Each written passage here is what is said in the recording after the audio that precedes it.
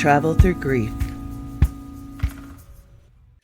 Welcome to Travel Through Grief. I'm your host, Ellen Beckemeyer. So as we get closer to Independence Day, I started thinking about a different kind of independence. Not the kind we celebrate with fireworks or flags, parades and backyard cookouts, but the kind that quietly arrives after loss. It isn't announced with celebration. There isn't a ceremony. No one congratulates you for it. In fact, if someone had asked whether you wanted this kind of independence, most of us would have said, no thank you. Yet grief has a way of placing us in a position where we suddenly have to become more independent than we ever imagined. We begin making decisions alone and carrying the responsibilities and learning who we are when the person we once leaned on is no longer beside us. Whether you lost a spouse or a parent, a child or a sibling, maybe a dear friend or someone whose presence just shaped your life, grief changes more than your heart. It changes the way you move through the world. One of the first things many people notice is that there is no longer another voice in the conversation. Maybe you always discussed vacations together, or someone else handled the finances while you planned the holidays. Maybe they were the ones who remembered all the birthdays, or just simply fixed the things around the house. Or they helped you think through a difficult decision. Then one day, every choice belongs to you. At first, that can feel overwhelming because grief already takes so much emotional energy. Now, on top of missing someone deeply, now you're expected to become the chief decision maker for your own life. Something as simple as buying a new couch or deciding whether to move, that can suddenly feel monumental because there is no longer another opinion that naturally carries equal weight. What surprised me is that independence after grief isn't just about practical decisions. It's also about discovering your own voice again. You know, when we're part of a family or a marriage or any close relationship, our identity naturally becomes intertwined with someone else's. That is healthy. That's love. But after loss, there comes a season where you begin asking questions you may not have asked in years. What do I want? What do I enjoy? What matters to me now? At first, those questions can almost feel selfish because you're so used to thinking in terms of we. Yet healing eventually asks us to become comfortable saying, I, again. Not because we've stopped loving the people we've lost, but because life is asking us to continue living.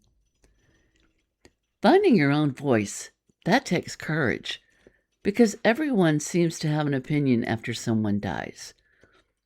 People tell you when you should start to clean out your closet, when you should start even dating, when you should move or retire, when you should travel, or when you should finally just get over it.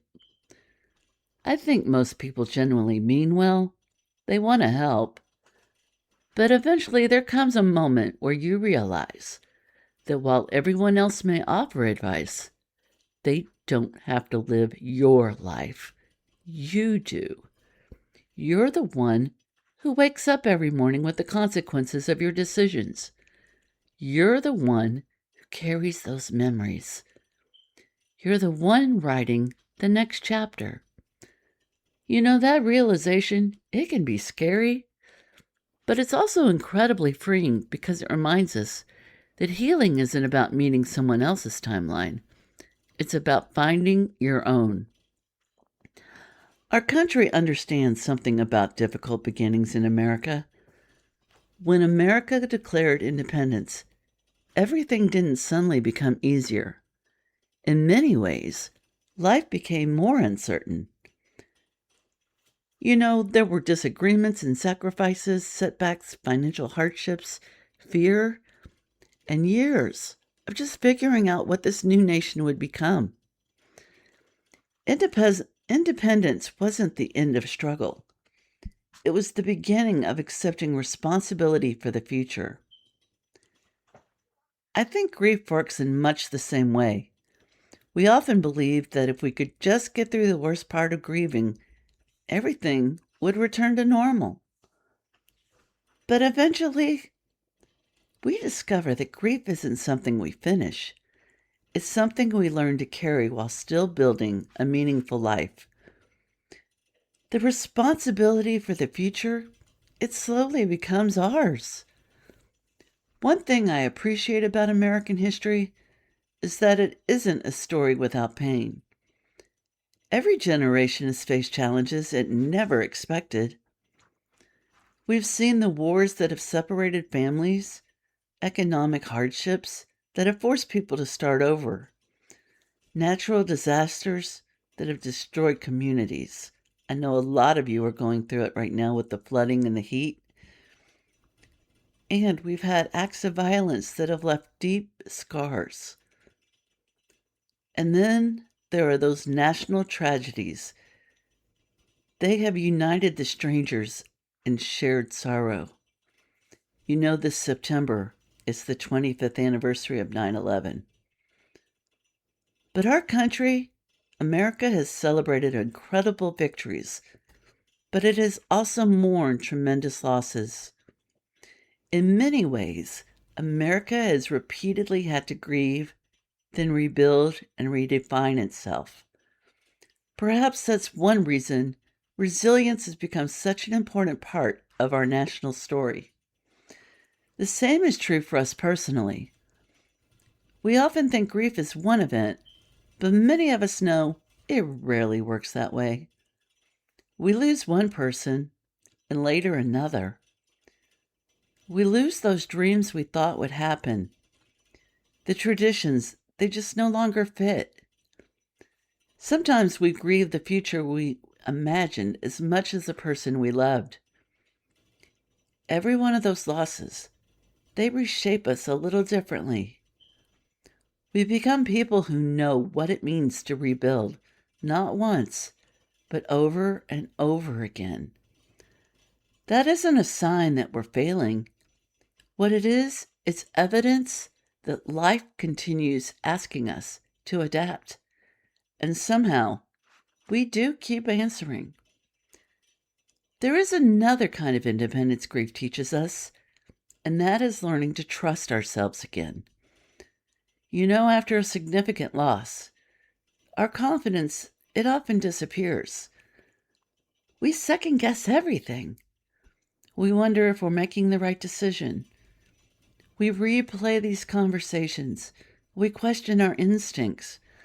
We worry about making another mistake because we've already experienced so much pain. Yet little by little, confidence, it does return. Not because life suddenly becomes predictable again, but because we begin collecting evidence that we have survived these difficult days before. We realize we've made dozens of hard decisions already. We've handled paperwork we've never wanted to see.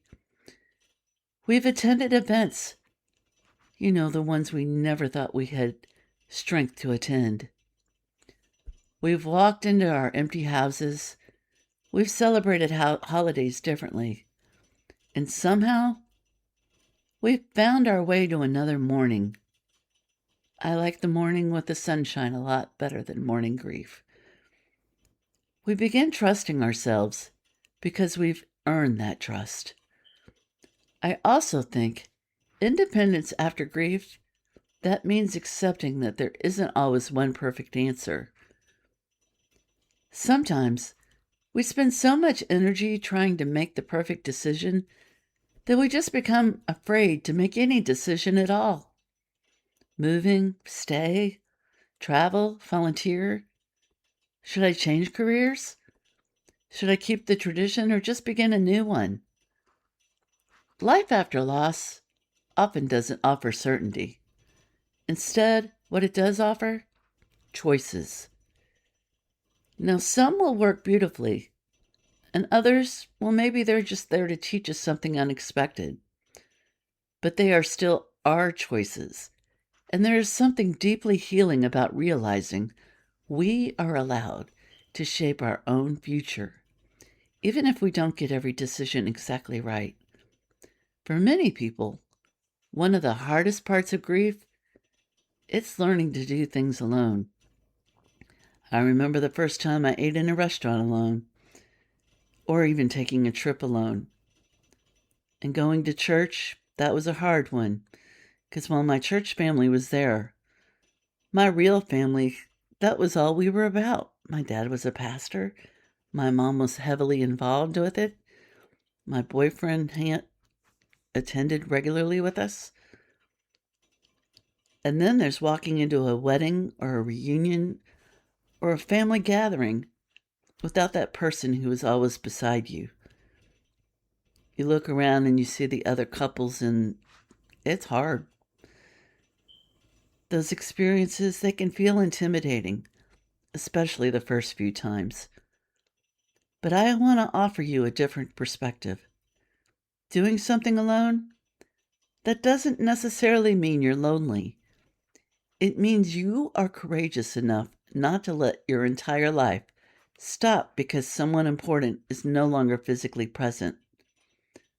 There is a quiet dignity in continuing to participate in life, even while carrying the sadness. As I think about Independence Day this year, I don't simply think about freedom from something. I think about freedom for something. Freedom to discover who you're becoming. It's the freedom to honor the people you've loved while still creating new memories. It's freedom to make decisions that fit the life you're living today instead of the life you once expected. Freedom to recognize that grief, it may always be part of your story, but it doesn't have to be the only chapter that people remember. In just a couple of days, we'll celebrate America's 250th birthday together. We'll talk about history, travel.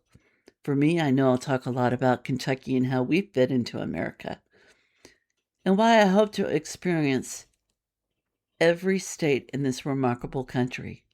I've been to 38, but I'd like to start and go back through them all. We want to celebrate where our nation has been. I wanted to spend a few minutes recognizing where you've been. If you're listening today, you've already demonstrated a remarkable kind of independence. Maybe you didn't choose it, and maybe you wouldn't wish it on anyone, but you've continued putting one foot in front of the other. You have kept making decisions. You kept showing up. You kept writing your story, even on the days when you weren't sure what the next page would hold.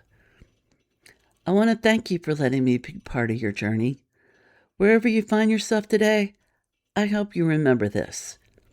Independence, it doesn't mean you have to do everything by yourself.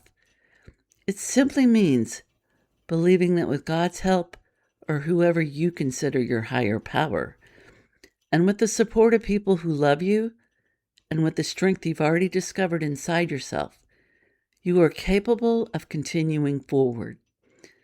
You don't have to know the entire road ahead. You only have to take the next step. And always remember, there is a way through. Enjoy your freedom, everyone. If this episode connected with you, I'd love for you to follow our podcast, leave a review, or share it with someone who may need it. Those small actions truly help new podcasts like Travel Through Grief grow and reach more people. And thank you to everyone who has already listened, rated, reviewed, and supported this journey. I appreciate you more than you know.